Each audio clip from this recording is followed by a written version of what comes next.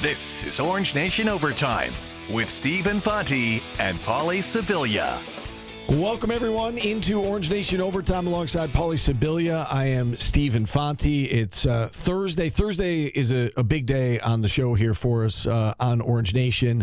During the football season, we have Fran Brown every Thursday. During the basketball season, we have Adrian Autry every Thursday. And when the seasons overlap, we get them both. So we talk with both Fran Brown and Adrian Autry today, beginning with the football coach. So let's start football here, Paulie. And it feels like, and we got this sense on Monday when we heard Fran Brown address the media at his weekly news conference. We certainly got that sense again today when we talked to him that he and the team, they have turned the page to next season. And, you know, he even said, and we're going to play the interview for you here in a minute, he even said that they use the bye week almost like bowl practices as you would at the end of the year. You know, he let the seniors get treatment, and it was all about getting the younger guys more reps and working on things with them. Yeah, it appears he's got to see what he's got and what he's going to need going into the transfer portal. So, yeah, that's important, and I think you might see it's kind of a audition for a spot at in the quarterback room the next couple weeks. Potentially, yes. And I know that we've talked a lot on the show about,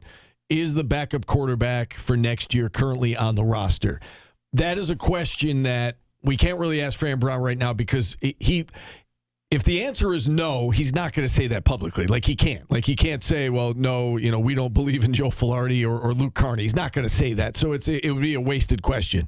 But I do kind of wonder, and maybe they don't know yet. You know, maybe they're hoping that Joe Filardi is that guy. Maybe they will go out and try and add a quarterback in the transfer portal. I would imagine that they probably will. But he can't say that publicly. So we did not ask him that. But what do you think? Do you think Joe Filardi has the chance? And, you know, maybe we need to see him these last two games. But I think he kind of implied that he's going to get a quarterback in here next. It seems like. I think he said it, actually, now that I think about it in our interview, that I got to go out and get a quarterback, get someone for the quarterback room. So, yeah, I wouldn't count on Filardi being the backup next year. Right. But it is good to get, you know, of the guys that are currently on the roster, I think we all would agree that he's probably the one that's still going to be here, given his ties to the lacrosse team. Yes, but it also shows you that one injury can make you need your third-string quarterback. Right. And so it'd be good to get him reps. Yeah. And when Steve Angeli went down against Clemson, you know, we all just said, okay, well, Ricky Collins will take over. Let's see how it goes. Nobody at that time had Joe Filardi, of all people, starting the Notre Dame game at the end of the year. So it's, you know, I think it's quite evident to see, you know, how this season went south and kind of where they are right now. So let's hear from the head coach of the Orange, Fran Brown. And we started him off by asking him about the bye week and whether or not he handled this bye week differently than the earlier bye week, given that they've already been eliminated from bowl contention and it's at the end of the season on this long losing streak. Take a listen to Coach Fran Brown. Yeah, I did. I gave our seniors a chance to recharge. As soon as we would have the team meeting, right after the team meeting, we go to our team prayer, things of that nature, I would let them go into treatment just to take care of their bodies. They had a lot of football, a lot of time in play, so all the seniors would do that. Then we would do everything from junior class down. Just to get those guys ready. So we did that last week, not this past week. That's what we did during the bye week, and we approached it as if it was bowl practices and had guys practice and compete and went through it. You gave a lot of the young guys an opportunity to already lead the team so you can look at it, see what the team looks like, see some of the areas that you need, because, you know, you can write everything down on paper, but then as you're watching out there and seeing where those voids are from those seniors that left and things of that nature, I took full advantage of that, of just being able to practice with the young guys as much as possible. You say that with the young guys, you know, with the bowl game off the table, is it okay to start looking forward to next year? We got to compete and finish these last few games, but I'm definitely still looking for the future. But I'm focused on going out to compete against Notre Dame, and then we get to finish off with Boston College. But you're absolutely looking for next year, especially when your record is what your record is. So you can't wait to get back in and stay on the winning column to make sure that we have way more wins than losses, and to be able to compete the right way, and just to be able to have the community see what they're supposed to see, right? And, let's play the game of football the way it's supposed to be played. Our quarterback will be back. We'll have some other quarterbacks coming in. Just getting a chance to go out and compete the right way and have a lot of fun. We did talk with Joe Filardi on Tuesday night, and he mentioned that during the bye week he worked exclusively with the ones. It's been about a month or so since that first start against North Carolina. How have you seen him grow and develop since then? And what are you seeing out of Joe that is going to allow him to go out and succeed on Saturday? He's just competitive. He's tough. He's really, really, really tough little kid.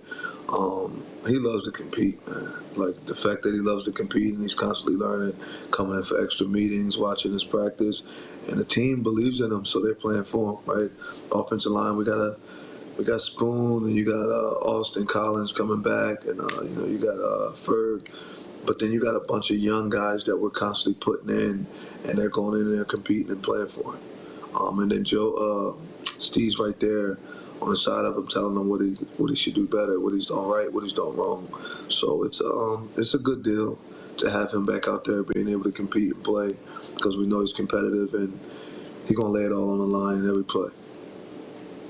Coach, there's a perception among some that Joe Filardi was just some lacrosse player that you grabbed and threw on your roster.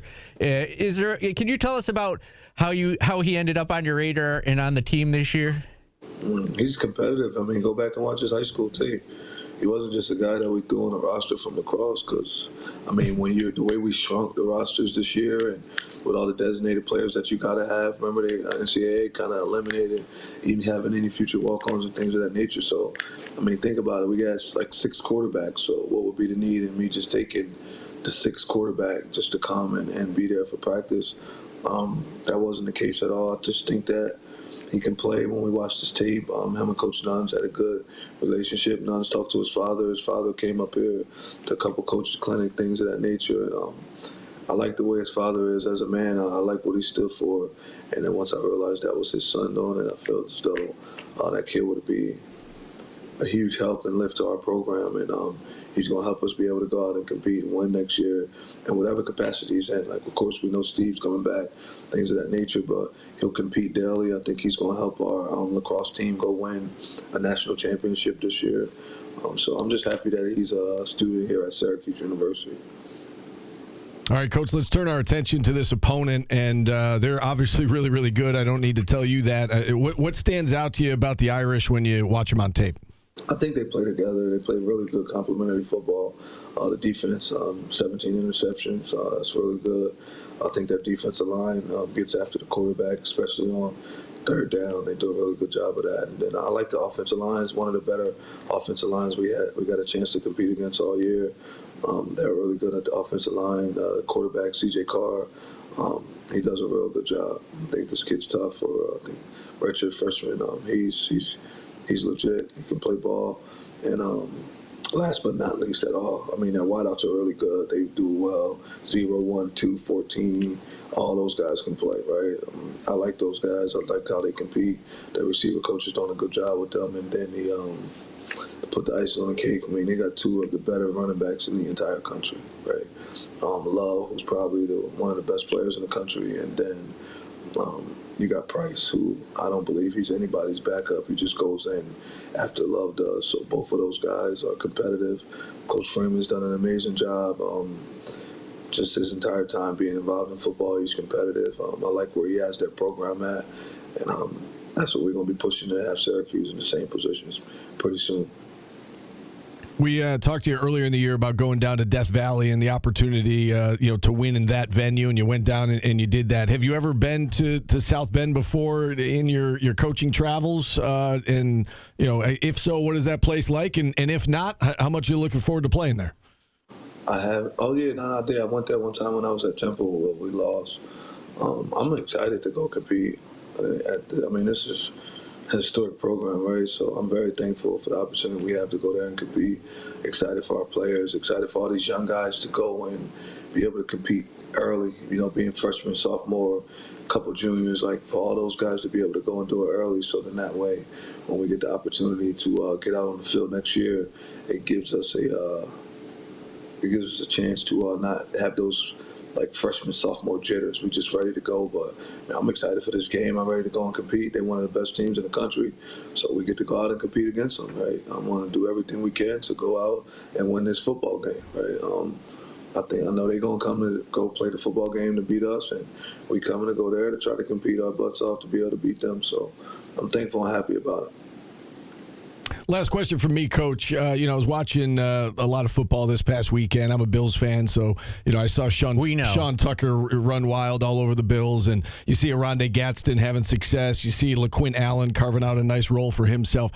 How important is it for you in the Syracuse program to have those guys at the next level succeed, and whenever they make a play, there's so many Cuse alums from the Newhouse School calling games. It's always that guy went to Syracuse, How much does that help your program when OG has success, or LaQuint Allen or Sean Tucker, so on and so forth? Tremendously. I mean, it's they're some of the bigger ambassadors of Syracuse football right now, and especially when you talk about Newhouse, just being able to sit there and watch Sean McDonough at night, Mike Tirico, Hanson, just all of those guys on there, because so many people say, I want to be a broadcaster after, I want to do this. And then when you bring those guys' names up and you show everyone, hey, he went here, hey, this guy had to come back here to try to get his master's degree, he came and get here, just making sure they understand that this is the mecca of broadcasting, right? This is the place you go to actually get it's almost like everybody will go to Nick Saban, and then after you went to Nick Saban, you got a chance to go be a head coach somewhere. I think that might be like Kirby Smart right now. You get a chance to do that, but coming to Syracuse, you get a chance to, you get anointed, right? You got Sean McDonough, you got Mike Tirico, you got Hanson, and the list goes on and on and on. There's so many guys, so it's a huge selling point for me. And when it comes to recruiting, especially those guys on the field that I got a chance to coach personally, and then when it comes to like Sean Tucker and all those other guys that played here before I got here that are still playing in the league, I communicate with those guys a lot. It's really cool to do that, especially when watching the Colts play. You see that linebackers out here, Franklin out there playing well and doing an amazing job, and us being an opportunity of knowing each other and communicating, and him just speaking on where we are. It helps us a whole lot. That's Fran Brown. We talk to him every week on this show, every Thursday at noon. I know you're heading out to Notre Dame here later tonight. SU a 5-touchdown underdog. What are your thoughts? Do you think they could keep it within those 5 touchdowns? I don't know. And do they even care right now? I think it's just getting reps. Like Fran Brown said, that you got to let these guys get out there against the big boys and get the nerves out now so they don't have them next year. And, yeah, I think they want to be competitive, but I don't think any score matters right now. If they win, that'd be great. But right now, you just got to get these guys reps. And obviously Notre Dame's looking for style points. Miami beat Syracuse by 28. Notre Dame's going to want to beat Syracuse by more than 28, which may, explain that 35-point spread to some degree. Let's switch gears. Let's talk basketball. We had Adrian Autry on our show today as well, and I feel like we've been talking about this Vegas trip for months now, that we're not going to really know all that much about this team until Las Vegas. It's finally here. The 4 games are out of the way. They look great in 3 of them. The Monmouth game was a little dicey there at the end, but they got to win. They're 4-0. They accomplished what they wanted to. They've gone up, 15, 20 spots in KenPom since the start of the season. But Vegas is finally here, and I think we can all, look at Monday and Tuesday and what happens next week with a lot of anticipation and a lot of excitement, frankly, to see what this team's made of. Yeah, and then they come home to Tennessee. That's right. So it doesn't get any easier. And you got to get one win out of this no matter what. But even if they don't, it doesn't mean they're a bad team, but it's going to be, as I like to say, put you way behind the 8 ball going and hoping for a tournament. All right, so we had Adrian Autry on the show, and we started him off asking about the end of that Monmouth game the other night. That was it ideal that they blew that 14-point lead? Of course not. Could it be a blessing in disguise that they got in, some crunch time minutes and, had to make a play or two, even if it was just making a stop on that last helter-skelter play to keep them from tying the game with a 3-pointer? Does that help them moving forward? We asked Adrian Autry that as we kicked off our interview with him. Being in that situation, you can look at it that way.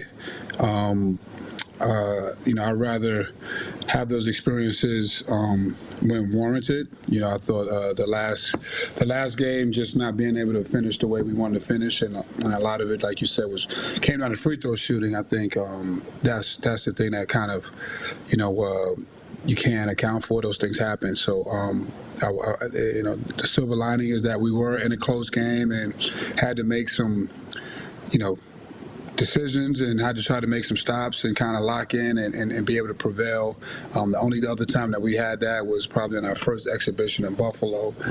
So it was good to be able to come out of those two things in those situations to be able to finish out a game. So it's something that we'll definitely talk about as we go forward, because that we're going to be in those games this upcoming week. So knowing that we've been in some games like that, different opponent, but it's all the same. Being able to finish out games. Does it also, even not finishing out games, does it show the guys like, hey, you're going against the number one team in the country next, you've got to be locked in for 40 minutes? Well, Paul, it doesn't matter who we play against. We want to be locked in for 40 minutes anyway. And that's where, it doesn't matter if it's number one team or any team. We want to be locked in. We want to be at a level 5. We want to, we want to try to eliminate dips. We want to bring the energy and effort. And, I think the last game, it was hard to do that. It was difficult to do that. I thought it was a very, it was a lot of fouls that were called, so I thought the rhythm was a little choppy in that aspect, but still no excuse. We got to be able to do that anyway. It doesn't matter who we're playing against, For us to have a chance to do what we want to do is really about our level 5 energy. It's a small sample size, obviously, Coach, with 4 regular season games, but you guys are shooting 61% from the free throw line. I would imagine that this is a better than 61% free throw shooting team. Again, just a small sample size, but it is a concern because we're talking about it here. How do you go about coaching something like that in season? Because it's not like the execution of a play or a certain defense that you're working on. I mean, how do you work on better free throw shooting in season? We continually practice it. We try to put them in situations, which we will continually shoot more in practice and try to put them in more scenarios and situations so they can get comfortable with it. What we like to call our scenarios, which we do a lot in practice. So we just got to continue to work on that and get everyone in that mindset and comfortable with stepping up there and knocking down free throws. All right, aside from the free throws, what else has stood out to you through these, through this body of work that you have, through these 4 games? What has stood out to you, both positive and maybe some things you feel like you need to work on? Yeah, I think it kind of goes back, both. When we talk about energy, effort, the consistency of it, of trying to avoid dips, which is very hard to do, and that's why we try to focus on it and continually do it. Because when we do it, and when we have done it for more than 30 minutes, we've had good results. And when we didn't do it, obviously, I thought the last game was one that we didn't have, that length of energy and level. You see how the game can get, and you can find yourself, on the other end of winning. So, I think, those two go, hand in hand, and answer your question back and forth. Just really the level 5 intensity, effort, and connection, and juice. I think, consistency of it or the lack of when we have those dips. We saw our first action out of J.J. Starling this year, really. I mean, he played the 3 minutes against Binghamton before leaving and came back and played about half the game the other night against Monmouth. What did you see out of him? And I guess, with Cayenne going back to that role of coming off the bench, how are those two guys, handling the transition of going back to the way things, were at the start of the season? I think you guys got more problems with it than we do. No, for sure. Everything is good. I thought JJ, having been able to play for a while, I thought, you've seen a little bit of rust, but I thought he, overall, he had an efficient game. I thought Cayenne, even though the shots didn't go well, he still was aggressive. I mean, he missed a couple of free throws. I thought, a couple of fouls they didn't call, but that happens. I think he still, if he converted a couple of those, he still would have, finished with a pretty strong night. So all signs encouraging, with them, both of those guys, adding to it. And we're just looking forward to kind of really, everybody getting healthy and everybody, pushing to the, pushing through with this and being a team and more connected. So everything is, we're excited about, what we can be now that we have JJ back and everybody getting healthy. You say getting healthy. Do you think Tyler Betsy will be playing in Vegas? I think he will. I'm not a I'm not a doctor, but I think he's progressing well. He's moving around, so I think he'll be there. I wanted to bring up Nate Kings. Like when he came in, we all heard shooter, shooter, shooter. But now we're watching him. He can get to the basket, and he's been great on defense. Can you maybe talk about, were you surprised by that at all? Being able to put it on the floor and get to the rim was a surprise. He didn't do that much at his last place, but I can understand why when you shoot that way from three. But I think his defense is really, a bigger surprise. Like he's a really good defender. He can get through screens. He can keep people in front. He rebounds the basketball. He's just a tough player, man. He rebounds on both ends.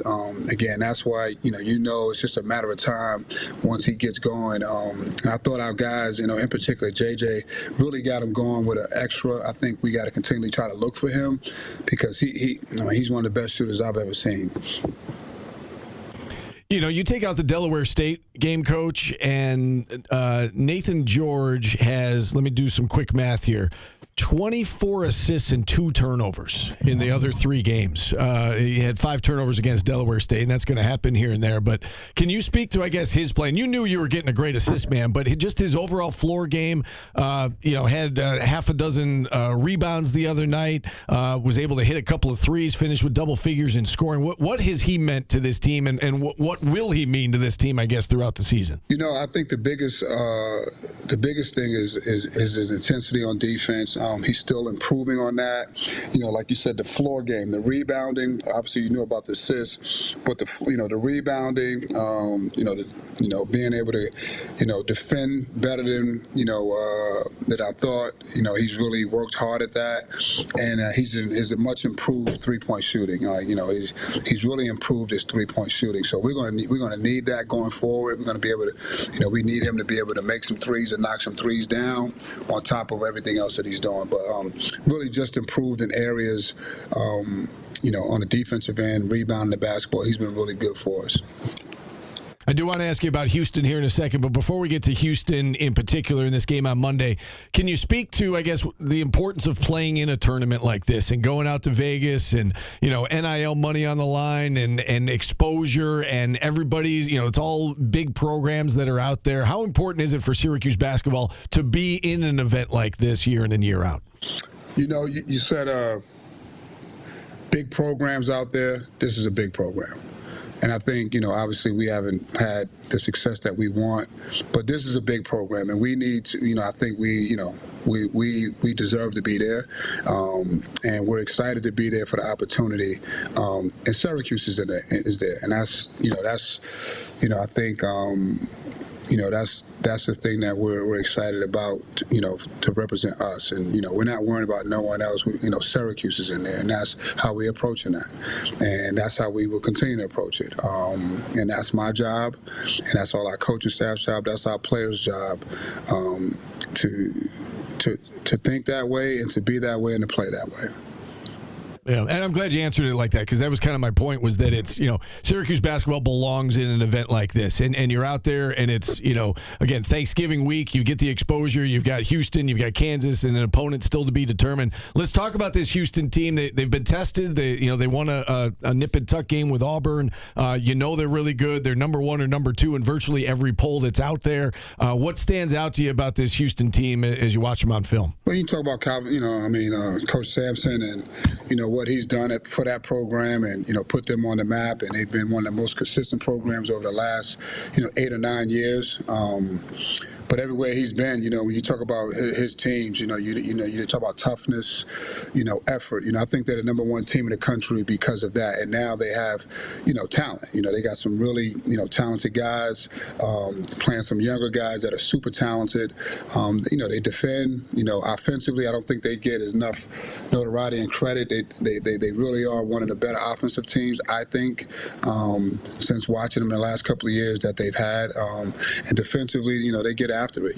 They draw a line in the sand, and they keep you on that other side of the sand. At least that's the effort. Rebounding. And I think everyone talks about the big guys. It's really their perimeter guys that rebound. I think that's what makes really good rebounding teams is when you get your guards to get in there and rebound, and those guys all do a good job of that. The past two games you guys have, you won the rebounding battle barely last game and struggled a little against Drexel. Are you concerned about your rebounding? And was it a lot of, I don't know if it was just me, I was at the games, but was it a lot of long rebounds you guys are struggling with? Yeah, I think we gave up a couple of long ones, but that's because we you can't rebound under the rim. We got to do a better job of positioning and pushing people back out, and our guards getting back within that foul line area. If you really when you break it down to be technical, but we just got to do a better job of that, and that's always for all teams is rebounding is always a tough, especially in today's game. It's more longer rebounds because of the 3-point shot attempts. So. We got to continually improve on that in that area. Last question from me, Red. As you look at the schedule and how the schedule started, it was, these 4 quote-unquote tune-up games and then Vegas. And I would imagine as a coach, you got to be careful not to let the guys get caught looking ahead. Is there an excitement now, maybe an extra excitement within that locker room that those 4 games are over and now you can talk about Vegas, you can look ahead to Vegas, and the guys can really, again, get excited about what's next to come? Do you sense that among the team? Or is it just kind of, is it just a one day at a time type of thing? I'm sure that these players are. I know I was a player. You get excited for these type of games. You want to be in these type of games. You come to Syracuse to be a part of these type of games. So I'm sure that they are. From the coach's standpoint, we are looking forward to the challenge as well. But no different for coaches than it is for us. It's no different an opponent for the coaches. But I'm sure the players are excited to be able to go out and play in these games. So I would be shocked if they wasn't. I wouldn't want them here if they wasn't. Hey, Coach, how do you prepare for that third game? Like even in the NCAA tournament or the ACC tournament, it's going to be one of 2 teams. But when you get down to that third game, you don't know who your opponent's going to be until who knows when, right? Yeah, no, it's that's going to be challenging, but that's part of the MTEs. Sometimes you do have kind of an idea, but you really don't know after that after that first game or something out, and with this one, it's the second game. But you just got to be ready. It's going to be someone good regardless. There's no bad teams out there. Every team out there is capable. So it'll be challenging. We'll be challenged either way. These are going to be 3 really good games for us. That's Adrian Autry. We'll talk to him every week at 1 o'clock on Thursday during the college basketball season. Houston, by the way, does play tonight. They've got Ryder. That'll be their 5th game. They've beaten Lehigh, Towson, Oakland, and then did test themselves against Auburn. That was a 1-point win against the Tigers on Sunday, 73-72. They're going to improve to 5-0 tonight. They're either first or second in virtually every set of rankings that are out there, Paulie. Yeah, it's going to be a tough – that's a tough draw. I would have rather had them get somebody in the top 20 back-to-back than the number 1 team, but it's an opportunity that not a lot of schools get. So, like Coach Autry said, you're a big-time program. You got to be able to compete with these guys. Yes, indeed. That'll be a 6 o'clock start Eastern time on Monday between Syracuse and Houston. All right, before you get out of here, what's your fun fact of the day? Have you ever noticed cartoon characters have 4 fingers, Steve? I have noticed that. Yeah, it's because it simplifies the drawing and animation process.